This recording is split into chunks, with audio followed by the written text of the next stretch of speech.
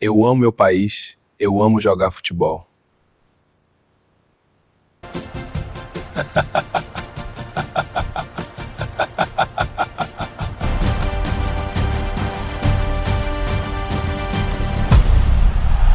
Hey everyone, and welcome back to the channel.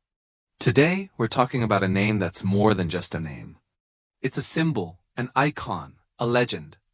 We're talking about the man who made the number 10 jersey sacred. We're talking about Pele. Even if you're not a massive football fan, you've heard of him. But how did a young boy from a poor family in Brazil become the undisputed king of football, a global superstar who transcended the sport itself?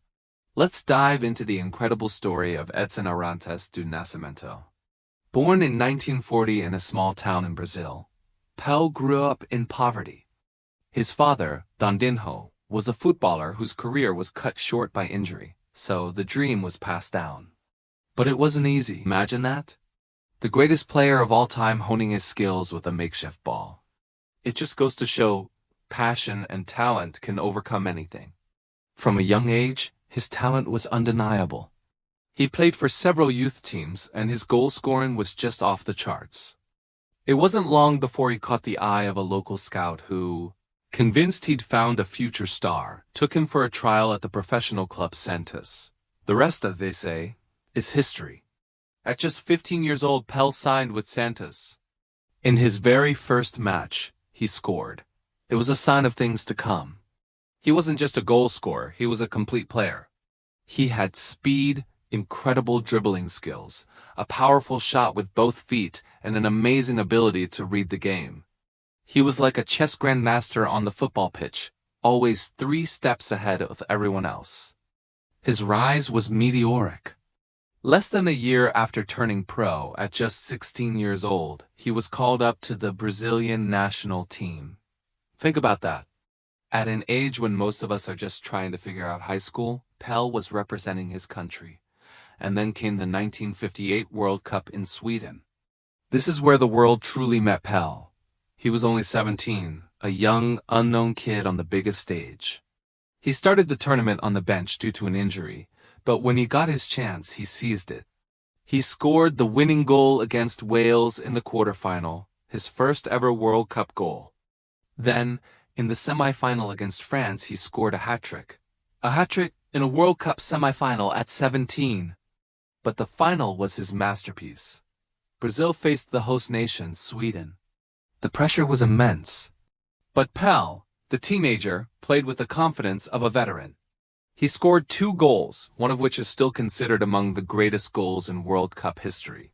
He controlled a high ball on his chest, looped it over a defender's head without it touching the ground, and then volleyed it into the net. It was pure genius. Brazil won 5-2, and a star was born. The image of a tearful Pele being carried on his teammates' shoulders is one of the most iconic in sports history. He had delivered his country its first ever World Cup. Back at Santos, Pele was a phenomenon.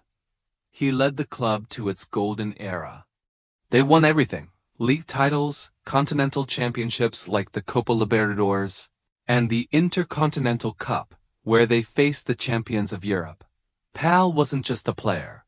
He was an ambassador for the club and for Brazilian football. Santos toured the world, playing exhibition matches just so people could see the king play. The demand was so high that in 1969, a 48-hour ceasefire was declared in Nigeria's civil war just so both sides could watch Pele play. That's not just star power. That's a level of influence almost unheard of for an athlete. The 1962 World Cup in Chile was next. Pele was now the best player in the world and expectations were sky high. He started the tournament brilliantly, scoring and assisting in the first match. But then disaster struck. He got injured in the second game and was sidelined for the rest of the tournament. It was a huge blow, but the Brazilian team, filled with other incredible players, managed to rally and win the World Cup for a second time. Pele got his second winner's medal, but it was bittersweet. The 1966 World Cup in England was even worse. Pele was targeted by opposing teams. He was fouled so brutally and repeatedly that he was injured again and had to be carried off the field. Brazil was knocked out in the group stage. It was a devastating experience for him, and he vowed never to play in another World Cup. For a few years, it seemed like he would stick to that promise. He focused on his career with Santos, continuing to score goals at an unbelievable rate. We're talking over 1,000 goals in his career. The exact number is debated, but whether it's 1281 or a few less, it's a staggering achievement that no one has come close to matching. His 1,000th goal, scored from a penalty in 1969, was a national event in Brazil. The game stopped, reporters rushed the field, and it was celebrated across the country. But the call of the World Cup was too strong. By 1970, Brazil had assembled what many believed to be the greatest football team of all time. Pelé was persuaded to return for one last shot at glory in Mexico, and what a return it was. This was a different Pelé. He was now 29, more mature, more of a playmaker than just a pure goal scorer. He was the wise old head of a team bursting with talent. He didn't need to do everything himself. But his genius still shone through. He created chances, he orchestrated the attack, and he scored crucial goals. The entire tournament was a showcase of his brilliance. There was the audacious attempt from the halfway line against Czechoslovakia, the incredible dummy he sold the Uruguayan goalkeeper in the semi-final, and the famous header saved by England's Gordon Banks, often called the save of the century. In the final against Italy, Pelé opened the scoring with a towering header. He then went on to assist 2 more goals, including the final iconic goal of the tournament. He laid the ball off perfectly for Carlos Alberto to rifle it into the net, capping off a beautiful team move. Brazil won 4-1. Pelé had done it. A 3-time World Cup winner, the only player in history to achieve this feat. He was carried off the field on his teammates' shoulders once again, cementing his status as the undisputed king of football. After 19 seasons with Santos, Pelé announced his retirement from the club and Brazilian football in 1974. It was the end of an era. But his story wasn't quite over. In 1975, he did something that shocked the world. He came out of retirement to sign for the New York Cosmos in the North American Soccer League. Why? He wanted to help grow the sport in the United States, and he did. Pelé became a superstar in America. Suddenly, football, or soccer as they call it, was on the map. Huge crowds came to see him play. He was featured on magazine covers and hung out with celebrities. He brought a level of glamour and global attention to the American League that it had never seen before. He played alongside other legends like Franz Beckenbauer and Carlos Alberto, and in 1977, he led the Cosmos to the championship in his final season as a professional. His farewell match was an exhibition game between the Cosmos and Santos. He played one half for each team.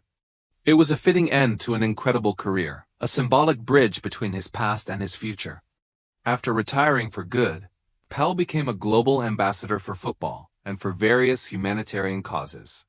He was a UNICEF Goodwill Ambassador, a UN Ambassador for Ecology and the Environment, and even served as Brazil's Extraordinary Minister for Sport. He used his fame for good, traveling the world, promoting peace, and inspiring millions. What made Pelé so special? It wasn't just the goals or the trophies, it was the way he played. He played with a joy, a creativity, a flair that was infectious. He called football the beautiful game, and he embodied that phrase every time he stepped on the pitch. He could do things with a ball that seemed impossible. He combined athleticism, skill, and intelligence in a way no one had ever seen before, or arguably since. He was a true pioneer. He became one of the first black global sporting icons, breaking down barriers and inspiring people of color all over the world. He proved that no matter where you come from, you can achieve greatness. His legacy is immense. Every great player who has come after him has been compared to him. He set the standard. He is the benchmark for greatness in football. When you think of football, you think of Pelé. He is more than a player. He is an institution, a myth, a legend whose story will be told for as long as the beautiful game is played. Thank you for joining me on this journey through the life of the one and only King Pelé. His impact on football and the world is truly immeasurable. Let me know in the comments what your favorite Pelé moment is. Don't forget to like this video, subscribe to the channel, and hit that notification bell so you don't miss our next deep dive. Thanks for watching and see you next time.